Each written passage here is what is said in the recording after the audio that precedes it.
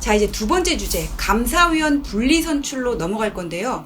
근데 변호사님, 대부분의 이렇게 회사에 감사가 아니라 감사위원을 두고 있어요. 왜 이 사람들이 감사위원회를 두고 있는지 봤더니 주총에서 이사를 선임을 하면 이 이사 중에서 또 이제 감사위원을 선임하더라고요. 그러면은 주총에서 의결권을 많이 가진 사람들이 입김이 이사, 감사위원까지 계속 영향을 미칠 거란 말이에요. 그래서 이 감사위원회의 본래 견제 기능을 잘하고자 이번에 감사위원 분리 선출제를 만든 걸로 알고 있는데 맞죠? 근데 그건 사실은 뭐 조금 보완이 필요할 것 같은데요.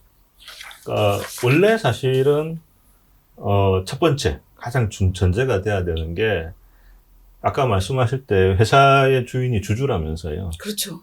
그런데 그럼 회사의 주인인 주주는요.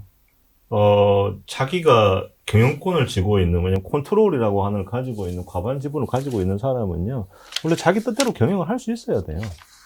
그거는 대전제입니다. 그건 재산권에 대한 문제고. 그럼 두 번째, 아까 감사 말씀하셨는데요. 감사는 왜 자기 뜻대로 뽑으면 안 되죠? 사실 그게 질문이 있어야 돼요. 왜냐하면, 감사는 원래 주주를 감시하라고 뽑은 사람이 아니고, 경영진을 감시하라고 주주를 대신해서 보낸 사람이에요.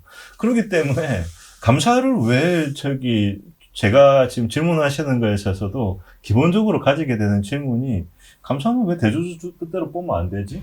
만약에 이 사람이 대주주를 감시해야 된다는 문제가 있죠. 그래서 일단은 그 부분에 대해서 뭔가 지금 전제를, 아까도 제가 명칭이나 전제가 중요하다고 말씀드렸죠. 이것도 전제가 중요해요. 그러니까 이 전제에서 놓고 보면 문제가 없어요. 근데 묘하게도 이제 그렇기 때문에 전 세계에서 아까도 말씀드렸던 건 유례가 없이 어떤 나라에도 감사를 뽑는다고 해서 3% 제한을 한 나라는 없어요.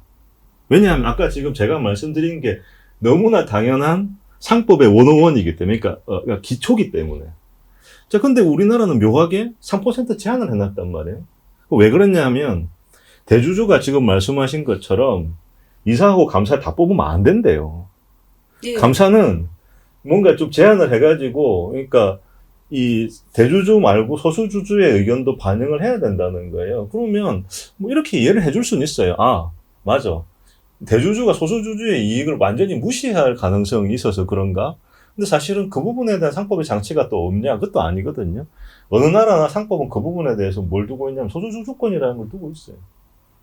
네, 그래서 그걸 갖고 원래 해결하는 거예요. 근데 우리는 하여튼 그걸 붙여놨어. 그럼 제가 뭐 그게 3% 룰이 뭐 맞냐 그러냐 하는 이야기를 빼고 하여튼 그럼 그걸 전제를 한다고 보고요. 자, 그러면 그 전제에서 사회이사 중에 사회이사 제도를 또 들여왔죠.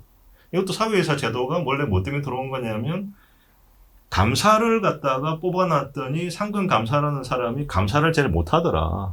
그래서 사회이사를 들여온 거잖아요. 근데 사회이사라고 하는 사람이 본질이 뭔가요? 그것도 이사죠. 왜냐면 사회이사잖아요. 그래서 법적 책임은 똑같아요. 그러니까, 그렇죠. 그러니까 결국은 어떻게 돼버렸냐면 우리 시스템은 전부 다 이사한 거예요. 그러면은 이게 항상 남을 속이려고 하는 사람은 말을 복잡하게 하고요. 그게 아니고 진실을 말하면 간단한 거예요. 왜냐면 사람들이 뭐예요? 지금 주주가 뽑는 건 전부 이사를 뽑는 거예요. 그러면 이사를 뽑을 때 어떻게 해야 돼요? 한꺼번에 다 뽑는 게 맞잖아요. 그렇지 않나요? 이사를 뽑는 건데 당연히 이사를 뽑아놓고 그 중에서 뭡니까? 감사위원이 될 사람을 특별히 뽑는다 그러면 그때 이제 3% 제한을 그때 적용. 그렇죠. 3% 룰을 그때 적용해서, 왜냐면 원래는 그 필요도 없는 건데 3%를 똑똑하게 있으니까 3% 룰도 있는데 뭐하러 또 분리 선출까지 하게 하냐 지금 그 말씀. 아니요. 그보다는 그냥 저는 제도의 기본적인 설계를 원칙에 따라서 이야기를 하면 이렇게 나온다는 거예요. 그러면 3% 룰이라고 하는 적용되는 있기 때문에 부득이 사회이사 중에서 감사위원이 되려서 또 뽑아야 되겠죠. 네. 그냥 그 제한을 해야 돼요. 3분의 1을 사회이사로 하게 했으니까 그렇죠. 한 사람을. 그러니까 사실은 이 사람들은 따로 뽑을 수밖에 없는 거예요. 그러니까 여기서 앞단에서 한번 선출하는 걸 포괄 선출이라고 하고 한 번 더 뽑았으니까 이제 요거를 분리 선출하자는 건 그러지 말고 아예 그냥 이사하고 감사위원이 될 이사를 아예 이사 뽑는다는 게 따로 뽑자는 건데, 그게 근데 사실은 기본적으로 상법의 기본 법리하고 안 맞다는 거예요. 첫 번째는. 두 번째는 또 하나 말씀드려야 될 게, 이게 사실은 바로 그 문제가 언제 생긴 거냐면 KTNG 사건에서 생겼거든요. 그때 스틸 파트너스라고 하는 외국계 투기 펀드가 KTNG를 경영권을 뺏으려고 들어온 거예요. 왜냐면 KTNG가 항상 우리가 이제 그 경영학 또는 뭐 법학에서 인수를 이야기할 때는 누가 제일 탐스러운 먹잇감이냐면 기본적으로 자기가 깔고 있는 자산이 많은 애들이 탐스러운 애들이거든요. 근데 퍼포먼스는 낮아요. 왜냐하면 퍼포먼스 낮으면 주가가 떨어져 있거든요. 왜냐면 수익 가치가 반영이 되니까. 근데 가지고 있는 건 항구상으로 많고 퍼포먼스 낮으니까 주가가 떨어지면 공격해서 먹으면 배가 엄청 부를 수 있는 거죠. 그렇게 보였나 봐요, KTNG가. 그러니까 공격을 하는데 그때 당시에 문제됐던 게 분리선출 문제예요. 근데 대전지방법원에서 뭐라고 했냐면 야, 근데 우리가 보기에는 포괄선출을 하든 분리선출을 하든 그거는 회사가 자율적으로 정할 수 있는 거다. 그러니까 여기서 이제 제가 한 말씀만 더 드리고 우리 민 교수님께서 좀 말씀 주시면 좋을 것 같은데 뭐냐면 상법은 기본적으로 핵심적인 하나의 단어, 그러니까 누구나 상법을 제대로 뭐 공부를 내가 법적으로 전공을 안 했다 하더라도 알아야 될 기본적 한 단어를 저는 뭐라고 생각하냐면 정관자치입니다. 상법은 기본적으로 자율성을 보호하는 법이에요. 하고 싶은 대로 하라는 거예요. 세상의 사람들이 시장을 가장 잘 아는 사람이 자기가 정해놓은 대로 자유롭게 하자는 법이 상법이지. 그렇게 하면은 예를 들면은 예전에 우리가 주식회사 처음 들어와서 여러 가지 문제점이 있었기 때문에 딱 법을 정해놓고 강행 규정으로 요거는 꼭 지켜줘. 그것 말고는 네가 마음대로 해라가 상법이라는 법입니다. 그렇기 때문에 이거를 포괄선출을 하든 분리선출을 하든 네가 알아서 해가 원래 대전지방법원의 판단이었고 그래서 사실은 그 뒤에도 그렇게 운영이 되어 왔어요. 그럼 자 질문은 뭐냐면 제가 마지막 던진 질문은 자 이런 법리도 제가 설명을 드렸고 상법이 무슨 법이도 설명을 드렸고 어떤 사건이 있어 설명을 드렸는데 도대체 법을 이렇게 만들어야 될 이유가 뭐냐? 이게 있어야 제가 수긍이 될 텐데 저는 만약에 아니야. 이런 게 정말 있어. 이런 필요가 있기 때문에 바꿔야 돼. 그럼 저는 동의할 생각이죠. 저는 뭐 억지를 쓰는 사람이 아니기 때문에. 근데 저는 일단 기본적으로 그렇기 때문에 왜 이렇게 반드시 강제해야 되지? 그런 부분이 의문이 있다는 거죠. 그 의문을 제가 찾아봤더니 농거는 역시 또 기승전 재벌이더라고요. 그러니까 뭐 현대차 같은 경우에 10조 원 들여서 삼성 부지 사고 테슬라랑 지금 비교를 해볼 때 이게 제대로 된 투자였냐. 그다음에 삼성물산 제일모직 합병할 때 삼성물산이 이렇게 저가로 해가지고는 삼성물산 주주들한테 손해를 끼쳤는데 그러면은 이런 것들을 견제할 장치가 회사 내에 없는 게 맞냐. 이런 견지에서 지금 이재용 회장 재판과 관련해가지고 재판부에서 준법감시위 얘기를 하지 않았습니까? 회사 내에 권력도 분립이 돼야 되는데 그럼 이 소수 대주주의 대주주란 말이 맞나요? 그 재벌 총수의 그 전횡을 견제할 수 있는 장치가 전혀 없기 때문에 이런 일이 벌어진다 이런 논리더라고요. 이게 지금 이제 그 말씀하신 거에서 도대체 이사라는 게 뭐냐라고 했을 때 그러니까 우리나라 사람들이 외국의 법제를 보면은 항상 이걸 적용하는데 혼란을 일으킬 수밖에 없는 게 이거예요. 이른바 대주주와 경영진이 같은 사람이다. 최고 경영자가. 그러니까 그 부분 때문에 이 대혼란이 벌어지는. 저도 지금 말하면서 꼬였어요. 네, 그러니까 대혼란이에요. 왜냐하면 우리나라는 여전히 이제 뭐 3세대, 뭐 4세대까지 가네, 막 이러면서 사실상 대주주라고 불리는 사람이 최고 경영자인 경우들이 굉장히 눈에 띄는 거예요. 그러다 보니까 사실 이사는 감사가 됐던, 뭐 이사가 됐던, 사회이사가 됐던 주주의 이익을 대표해서 경영진을 감시하는 제도로서 서양에서 들어온 거잖아요. 근데 그거를 우리나라에 적용을 해보니까 주주랑 경영진이 같은 사람인 거야. 사람들 생각에. 그럼 도대체 얘네는 뭐냐는 거지. 그러니까 내내 뽑은 사람이 같은 사람을 하니까 제대로 작동을 할 수가 없다라는 게 불만이었던 거고, 그러다 보니까 굉장히 기형적으로, 그러니까 이것도 해야 되고 저것도 해야 되고 라고 이제 기형적으로 나오는 거거든요. 근데 이제 생각을 해보면 권력을 그래서 견제해줘야 된다라고 하는 마인드 자체가 저는 그거는 정치 권력에서는 맞아요. 그리고 저도 사실은 과문하기는 합니다만 몽테스키웨라는 귀족이 삼권 분립을 얘기를 할 때는 나는 계몽공주에 의한 왕정이 최고라고 생각하는데 그게 싫다고 해서 민주주의를 할 거면 그러면 나눠야 된다. 이 우중이 중우정치로 흐르지 않으려면 나눠서 서로 지켜보도록 해야 된다라고 하는 게 그 권력 분립과 견제의 근거거든요. 그거는 정치에서는 말이 될 수 있어요. 우리가 뭐 다수결로 의사를 결정을 하고 계속해서 뭐 이런 식으로 굴러가려고 하면은 그거는 말이 되지만 회사는요 민주가 아닙니다. 주주가 주인이에요. 물론 뭐 쉐어홀더주의냐 스테이크홀더주의냐 그런 것에 대한 서로 상충된 의견들이 있을 수는 있겠지만 그래도 최소한 우리가 얘기하는 상법에서의 얘기하는 주인은 회사의 주인은 주주고요. 그러면 주주 뜻에 맞게 회사가 운영되면 되는 거지. 거기에 무슨 권력이 있고 거기에다 감시가 기능이 있어야 되고 그게 어느 순간에 물론 뭐 그 한전 부지를 산 게 현대자동차가 한전 부지를 산 게 언제 뭐 대박이 날지 정말로 쪽박으로 밝혀질지 알 수는 없는 거지만 정말 who cares예요. 그거를 왜 나라에서 이래라 저래라 해요. 그 주주를 대신해서 주주가 너무 불쌍해서 현대자동차 주주가 불쌍해서 그러니까 저는 오히려 이런 일들이 사실은 굉장히 눈에 띄는 사람들이 이른바 그 재벌이라고 불리는 대기업 집단이고 그 사람들이 하는 이상한 실수라든지 기행이라든지 또는 잘못된 행동이라든지 그런 것들이 우리에게 굉장히 과도하게 다가올 수 있어서 그렇지 아까 지주회사 말씀에서도 드렸지만 우리가 하는 지주회사 몇 개 되지도 않은 것 같은데 이미 200개가 넘어간 적이 있었단 말이에요. 불과 2, 3년 전에. 그러니까 사실 그렇게 해놓으면 다른 작은 회사들에서 그게 어떤 식으로 악용되고 될지 그리고 어떤 부작용이 날지 사실은 모르는 거예요. 모른다라고 하면 원칙대로 그리고 남들이 걸어온 안전한 길을 참고해가면서 가는 게 맞다는 거죠. 이렇게 막 우리나라란 이런데 하니까 기형적으로 툭 튀어나오고 또 이러는데 이런 식으로 갈 게 아니라 너무 신중하지 못하다라고 하는 게 굉장히 걱정스러운 거죠. 근데 왜 우리나라 감사위원회들은 부결 건수가 왜 이렇게 낮아요? 제가 아는 경제학과 교수님이 사회이사 대기업 일을 하세요. 근데 어느 변호사가 옆에 와서 앉아가지고는 1시간 동안 정말 카톡만 하고 간대. 얘기를 알아듣는지 못 듣는지. 또 경실련에서 나온 이게 정책 자료를 제가 찾아보니까는 2012년 141개 개업, 1881개 안건 중 부결 건수는 단 4건 그러거든요. 이유가 뭘까요? 제가 이제 저는 뭐 사회이사 같은 거 아직 한 번도 해보지는 못했습니다. 저는 하고 싶습니다. 저도 하고 싶습니다.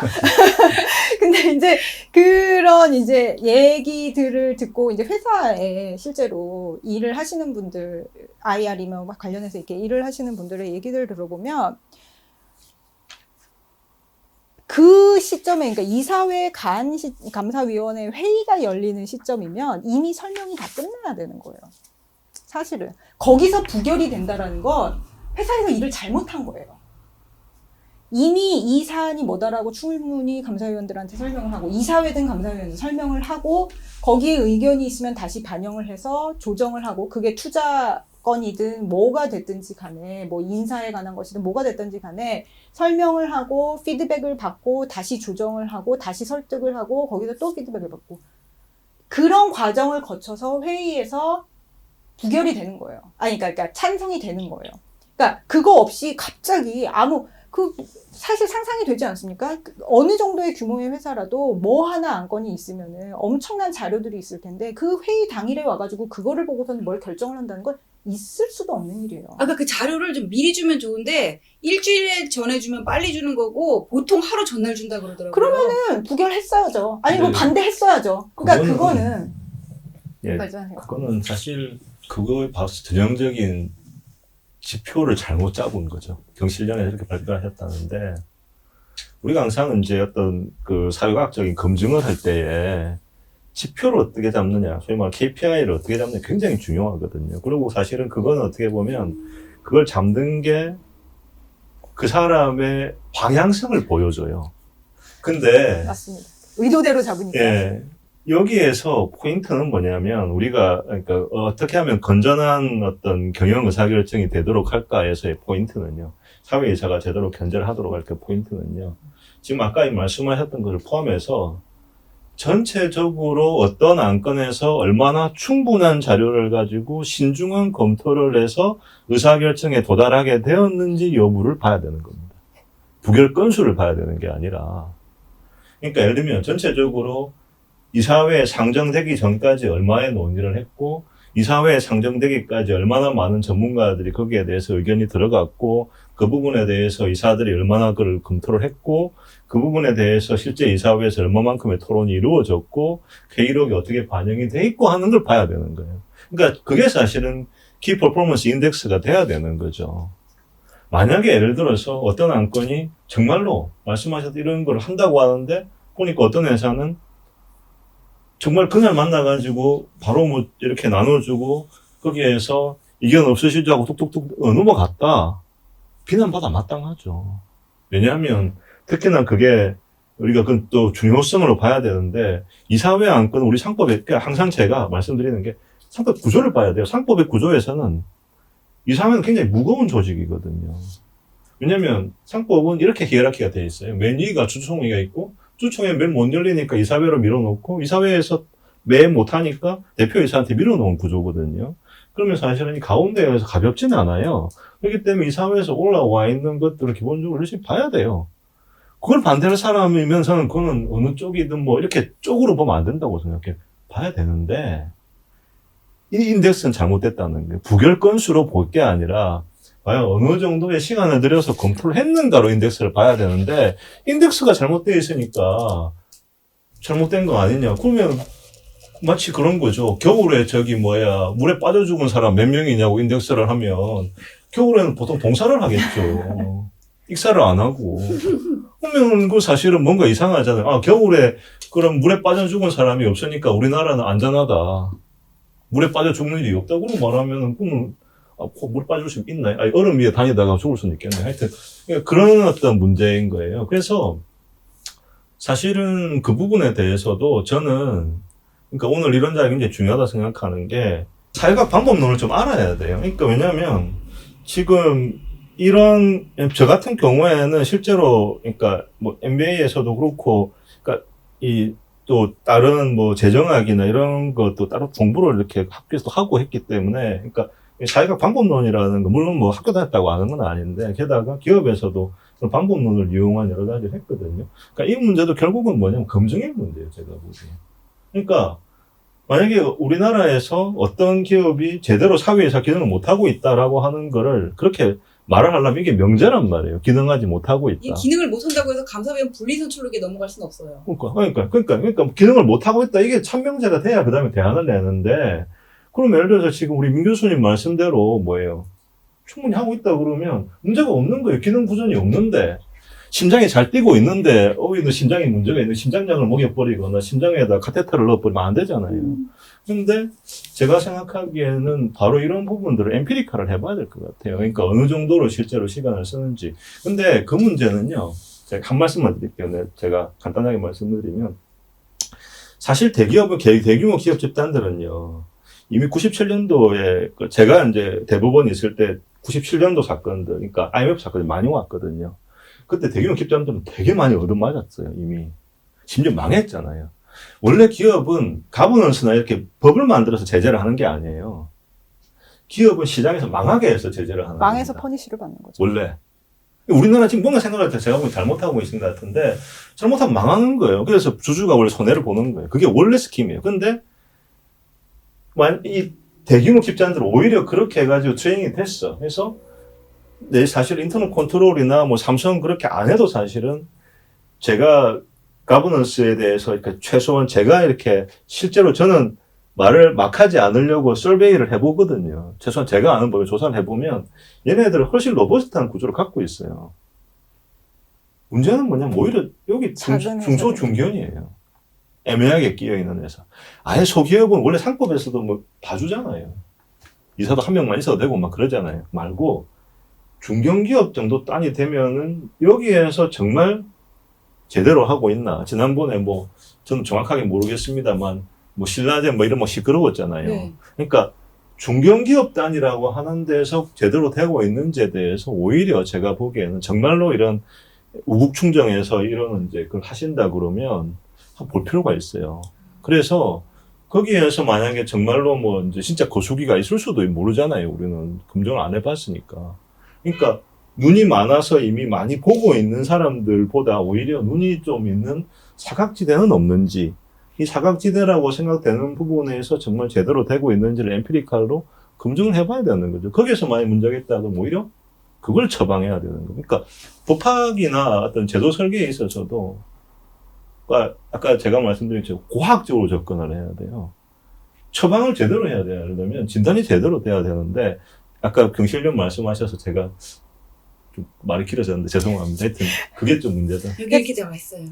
그래서 기본적으로 주주가 자기 지분만큼 권리를 행사라고 한다는 게 대전제인 것 같아요. 거기에다가 제한을 둔다라고 하면 그 확실한 논거가 있어야 돼요. 왜 그래야 되는지.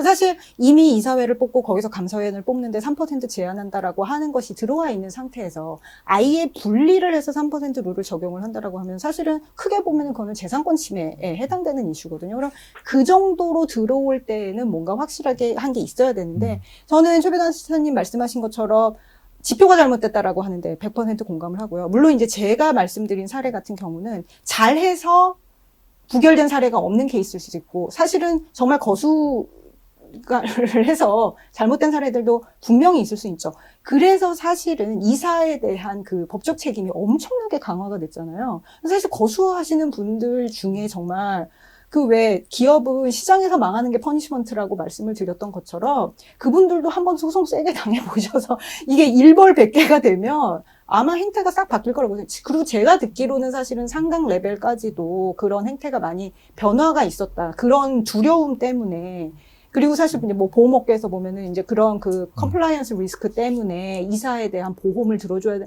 이런 얘기들도 있고 그랬거든요. 그러니까 자기네들의 이익에 그래도 이해에 맞게 이렇게 해준 이사분들이 어떤 일로 인해서 소송에 휘말리게 되면은 그러면 거기에 대한 각종 재반 비용이라든지 문제라든지 하는 것은 뭔가 다른 수단으로 커버를 해드려야 되는 게 아니냐라고 하는 인식들이 있을 정도로 사실은 상당 수준에서 그런 공감대가 있다라는 것이죠.